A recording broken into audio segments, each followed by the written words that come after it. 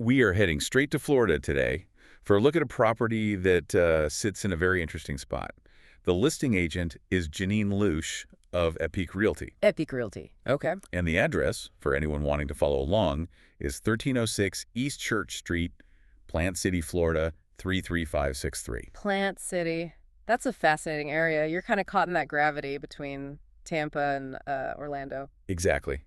And that's our mission for this deep dive, to figure out if this single-family home is, just a starter home or if there's a deeper value proposition here. Right, looking past the nice photos and really digging into the bones of the asset. So let's start with those bones. It's a 3-bedroom, 2-bathroom home built in 2006. Okay, 2006. And it's sitting at 11,188 square feet of living area. That 2006 build date is actually a bit of a sweet spot. Florida building codes had really tightened up by then, but the real headline here is the construction. It's a block home.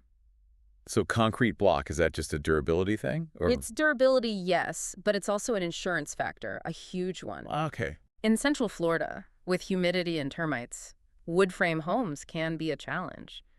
Concrete block it's basically the gold standard for resisting the elements down there. Built to last. Okay, so where's it built? The Lincoln Park subdivision. Right, and that puts you just minutes from I-4. If you're a commuter, that's your lifeline. Got it. And you mentioned the zoning earlier. It's R1. I saw that. I did, yeah. For the average person, does R1 actually change anything day to day? It does. It really does. R1 typically means single-family residential, so lower density. It means you're probably not going to wake up to a big apartment complex being built next door. It helps preserve that neighborhood feel. That's a good safeguard. All right, let's move inside. The flow starts with a front porch. Very classic. And then it moves right into a large eat-in kitchen with a breakfast bar. Seems pretty efficient. Yeah, the layout feels focused on, practical daily use. It does. It has inside laundry hookups, which is a huge plus. Yeah. They've also got tile flooring in the wet areas, so kitchen and baths, and then carpet everywhere else. Standard, but effective. We should add a quick note here, though. The listing is very transparent that one or more of the photos have been virtually staged. That's becoming so common, and honestly, it's helpful to see where a couch could go, but you just have to remember you're getting a blank slate. Totally. Okay, the primary bedroom. It's a 1-story home, so no stairs, and the primary is 12 by 13 feet. A very workable size.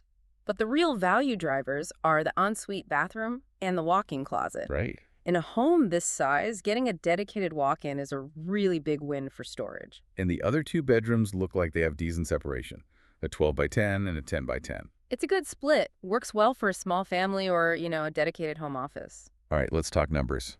The freedom factors, as we call them. Current list price is $289,000. Okay. And I did notice a price cut of $5,000 back on January 9th. That's a good sign.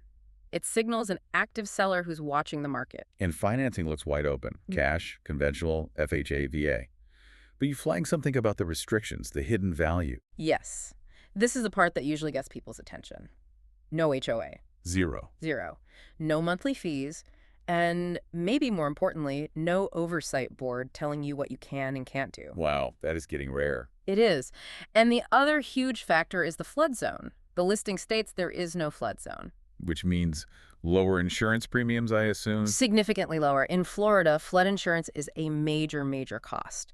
Being outside a required zone, plus that block construction, it makes this a much more manageable asset long-term. And the annual taxes are about $2,589.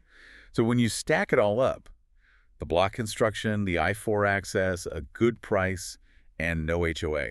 It's a pretty strong package. That's a very practical, low-friction way to get into homeownership in that area. So here's the thought I want to leave everyone with. We all love the idea of no HOA because of the freedom it offers. Right, the independence. But an HOA also maintains a certain standard for the neighborhood. So if you buy a home with total freedom, the question is, are you ready to be the one responsible for maintaining that standard yourself? It's the classic trade-off, isn't it?